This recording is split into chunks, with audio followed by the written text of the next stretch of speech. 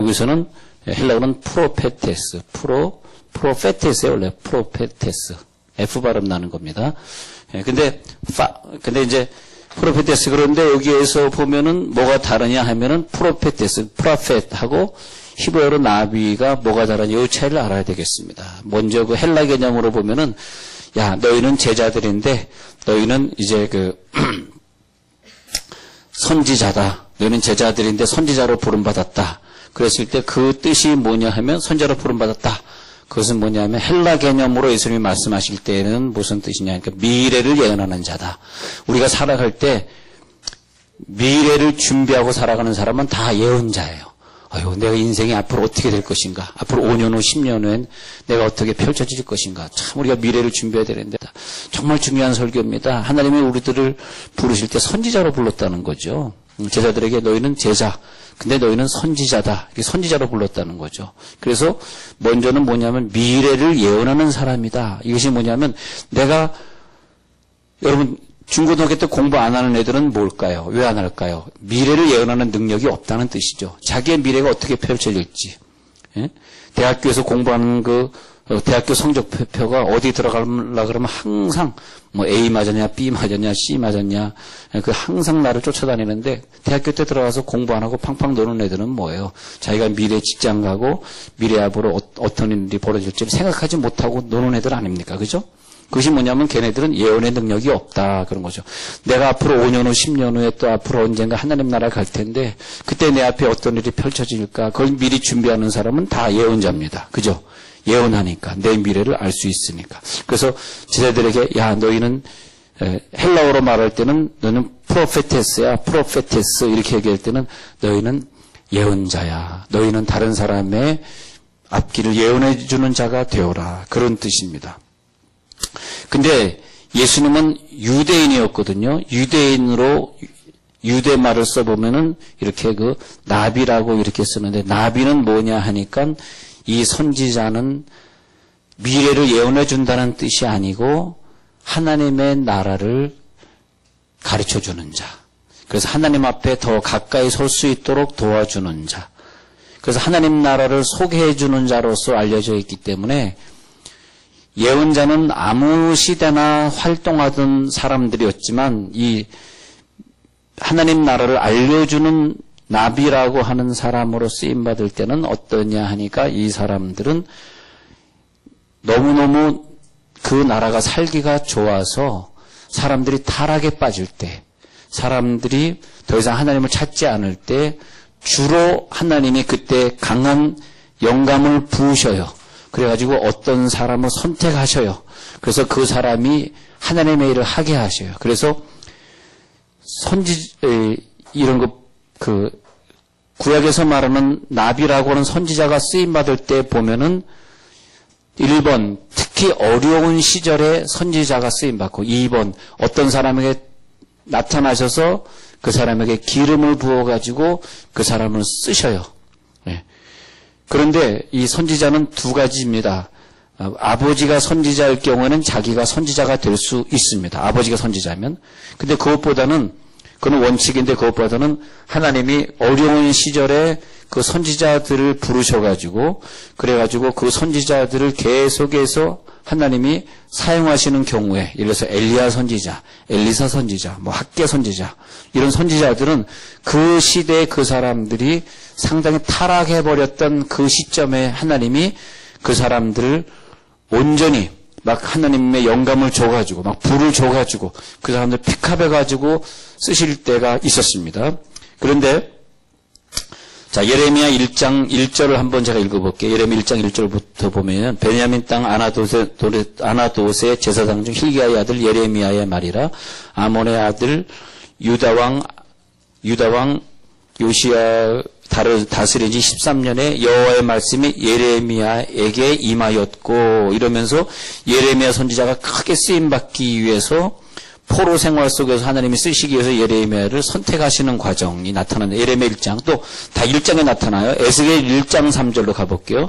에스겔 1장 3절에 보면 갈대아 땅 그발 강가에서 여호와의 말씀이 부시의 아들 제사장 나 에스겔에게 특별히 임하고 여호와의 권능이 내 위에 있으니라. 그래가지고 에스겔에게 특별히 임하는 장면. 또 호세아 1장 1절 읽어볼게요. 호세아 1장 1절.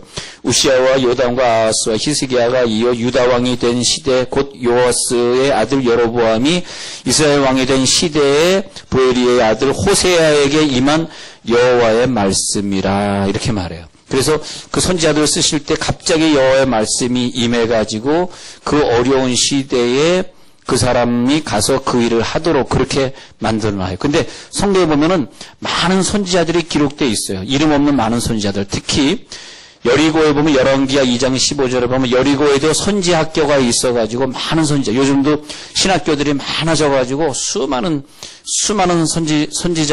선지학교 학생들이 배출이 되고 있습니다. 그 교단에 속한 서울의 장로교 신학대학만 하더라도 광나른 장로교 신학대학만 하더라도 한 해 1000명이라는 학생들이 배출이 돼요. 1000명. 그러니까 한 해 1000명이라는 학생이 배출이 되는데 우리나라 교회가 한 3만 개에서 4만 개밖에 안 되기 때문에 그 많은 신학생들이 가서 일할 곳이 마땅치가 않아요. 그러다 보니까 과거 구약 시대에도 마찬가지예요.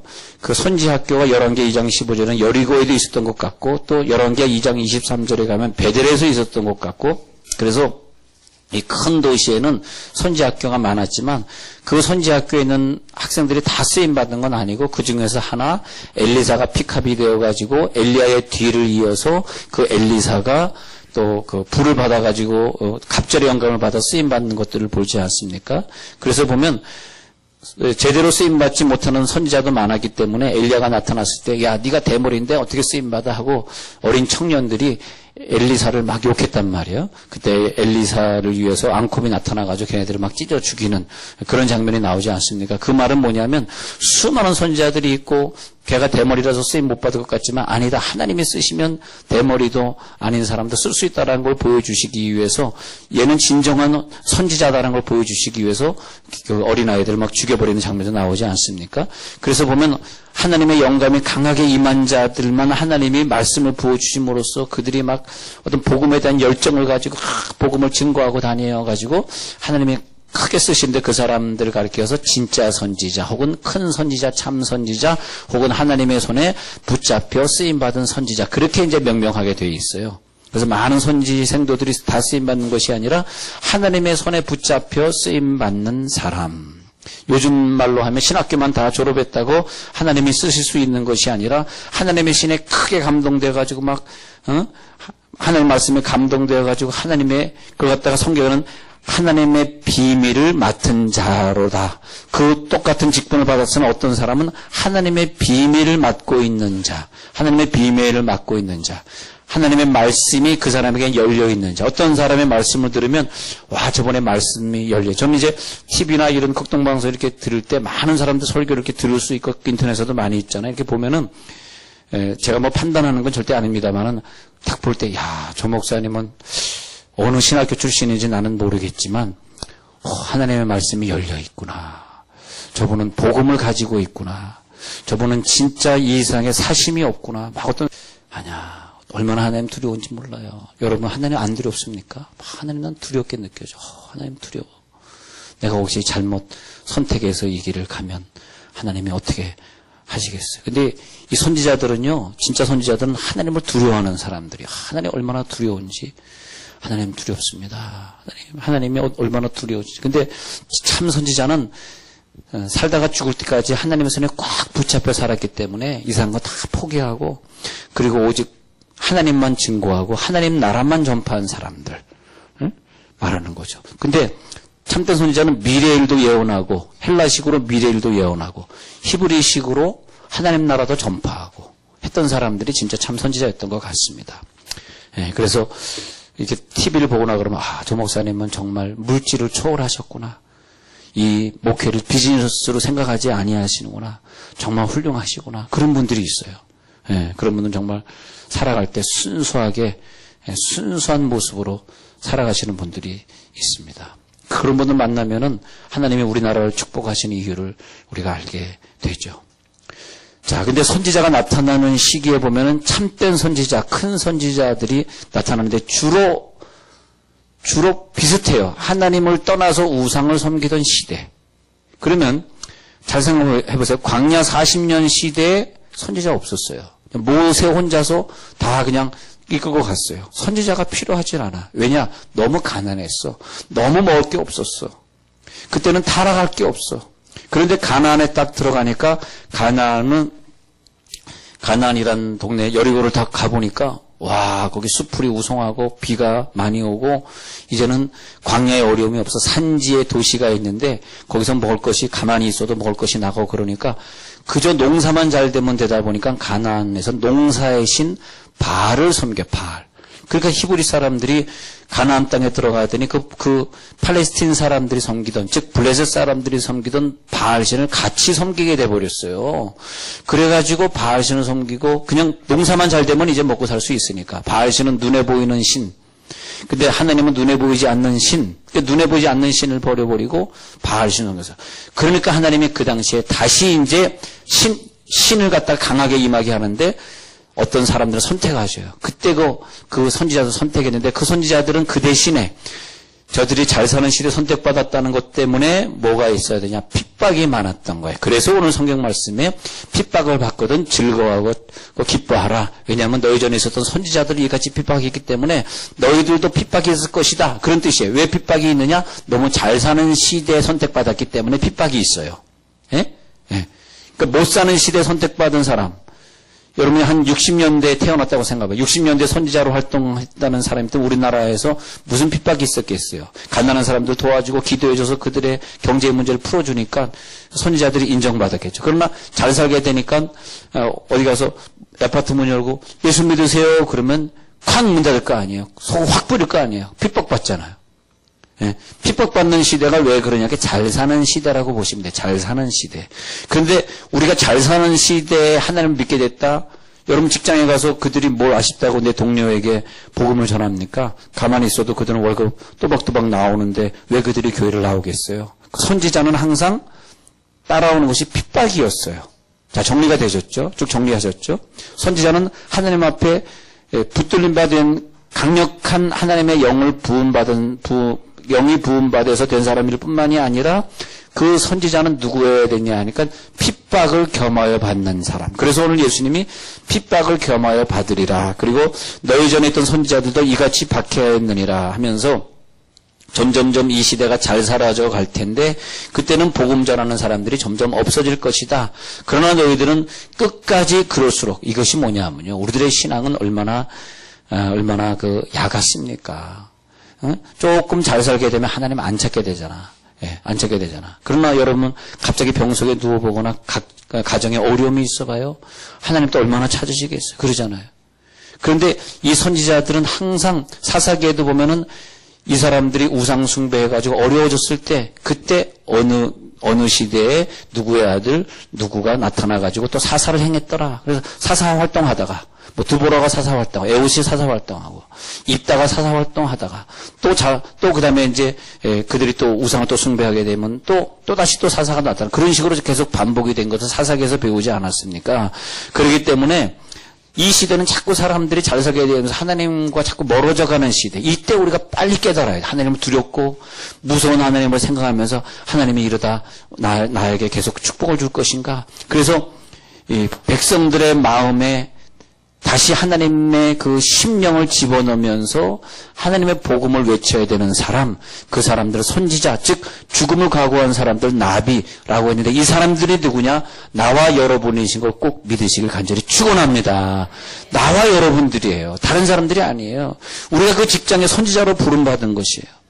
우리가 그 가정에 선지자로 부름받은 것이에요. 만약에 내가 그 직장에서 만난 사람, 내가 주중에 만나는 사람들에게 과감하게 전달하면서 나 어떤 교회 나가는데 어느 교회 나가시라 이렇게 과감하게 전달하지 않는다면 일주일 동안 최소한 한 명에게 하나님 나라가 가까웠다라고 전달하지 않으셨다면 그것은 우리가 하나님 앞에 큰 죄를 범한 것입니다.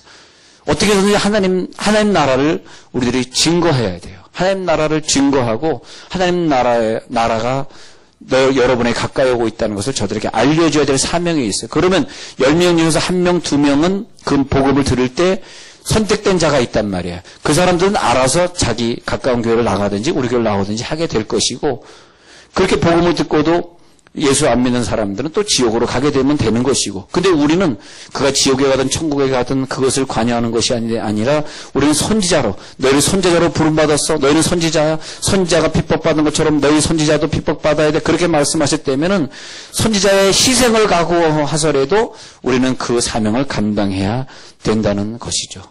그러나 시대가 잘 살아가면 갈수록 그 과거에 보면 선지자들이 그렇게 복음을 전하는데도 선지자의 말을 듣기보다는 세상의 삶에 취해서 사는 사람들이 더 많았다는 거죠. 선지자들의 권고를 듣지 않았다는 거죠. 예. 여러분, 제 말이 귀에 들리는 사람도 있고 아마 안 들리는 사람도 있을 것입니다. 그 선지자들의 권고를 듣지 않았습니다. 그래서 성경에 나오듯이 그들을 박해하고 때로는 죽이고, 예수님도 그랬잖아요. 과거의 선지자들이 너희들에게 복음을 전하러 왔는데 박해하고 죽이고, 나중에는 그 주인의 아들까지 보냈는데도 십자가에 못 박았다고 예수님이 말씀하셨잖아요.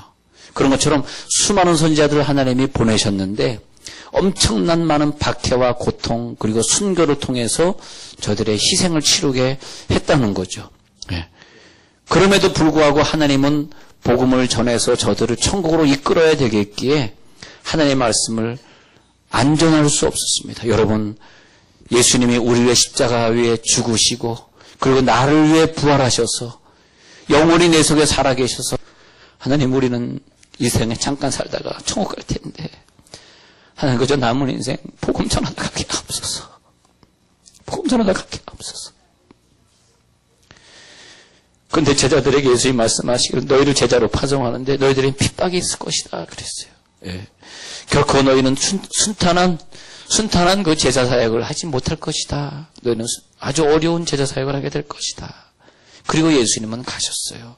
제자들이 이 땅에 살다가 짧게 살다가 갔습니다. 요한만 100세 넘어섰지 다 젊은 날에 순교했는데 왜 그들이 순교했을까 생각해보면 예수님이 너무 보고 싶었을 것 같아. 예수님, 우리와 함께 계실 때 함께 먹고 자고 하면서 그렇게 우리들에게 너희들에게 핍박이 있을 것이라 말씀하셨는데 이제 예수님이 먼저 천국 가시고 우리도 예수님 따라 그 길을 가고 싶어요. 그 길을 따라 가고 싶어요. 그러면서 어떤 핍박도 두려워하지 않았습니다. 그래가지고 선지자적인 삶을 살아야지 할 때 선지자적인 삶이 따라오는 것은 핍박이었어요. 핍박. 여러분, 내가 교회 다니라고 하면 저 직장 동료가 나를 얼마나 무식하게 생각할까? 내가 예수 믿으라 그러면 나를 얼마나 바보처럼 생각할까? 내가 예수 믿는 것이 마치 이 세상의 바보 같은 사람이라고 그렇게 착각하실지 모르지만 제자들은 그러지 않았어요. 마가다락방에서 성령의 불이 임하니까 그 예수의 능력이 자기 속에 임하니까 그 뜨거움을 가지고 남이 나를 뭐라고 생각하든 그저 예수를 위해 24시간 살았고 예수를 위해 기도했고 하나님 나라에 더 빨리 가기 위해서 순교하기를 위해서 기도했고 우리가 순교당하게 하심을 감사드리나이다. 이 핍박을 받게 하심을 감사드리나이다. 그러면서 그 제자들은 성령의 강하게 역사하심을 따라 살았던 거죠. 그래가지고 그들은 천국에 갔는데 그 천국에 간 것을 절대 후회하지 않을 거라는 거죠. 여러분, 지금 후회하지 말고 천국 가서 후회하지 않는 생활이 됐으면 좋겠습니다. 지금 후회하고 하나가 그게 지혜롭다고 저는 생각하지 않아요. 누가 지혜로웠는지는 천국 가봐야 한다. 누가 지혜로웠는지는 대학교 시험 봐야 하는 것이고 누가 지혜로웠는지는 그 직장 시험을 봐야 되는 것이고 그렇잖아요. 저 여러분은 선지자입니다. 예수님이 저희들에게 말씀했던 것처럼 우리는 선지자로 반드시 핍박이 있고 어려움이 있을 것이다. 핍박이 있고 어려움이 없다면 그 선지자가 아니다. 여러분들이 예수 믿을 때 여러분 가정에 핍박과 어려움이 있어야 된다는 거죠. 그것이 무서워서 우리들이 예수를 안 믿는다면 어떻게 되겠어요? 예. 그러나 하나님의 은혜를 필요로 생각하지 않는 사람들 왜 그럴까요? 너무나 풍요롭고 너무나 건강하고 너무나 어려움이 없어. 그래서 핍박을 싫어하는 거예요. 내가 예수 믿으면 직장 동료들이 얼마나 바보처럼 나를 생각할까? 예.